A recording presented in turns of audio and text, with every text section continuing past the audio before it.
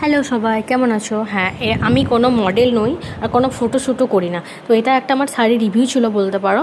তো আমি চেষ্টা করলাম তোমাদেরকে বোঝানোর। এটা আমি আমার জন্য নিয়েছিলাম পার্সোনালি, এটা আমার নিজের পেজ থেকে। তো দেখো তোমাদেরকে কতটা বোঝাতে পারলাম জানি না। আমরা যারা অনলাইন থেকে শপিং করি তারা তো সবাই জানো কম বেশি যে 100%-এর মধ্যে 10% তো একটু লাইটসের প্রবলেমের জন্য একটু কালার এদিক ওদিক হয়। তো এমন কিছু কাস্টমার থাকে যারা জেনেও আর কি জানতে চায় না বা বুঝেও বুঝতে চায় না। তো তাদের জন্য এই ভিডিওটা। তো এটা একটা পিওর কটনের শাড়ি উইদাউট ব্লাউজ পিস। তো শাড়িটা তোমাদের কার কীরকম লাগলো জানিও, আর আমাকে পরে কীরকম লাগলো সেটাও জানিও। এই একই কালারের অনেকগুলো প্রিন্ট তোমরা পেয়ে যাবে।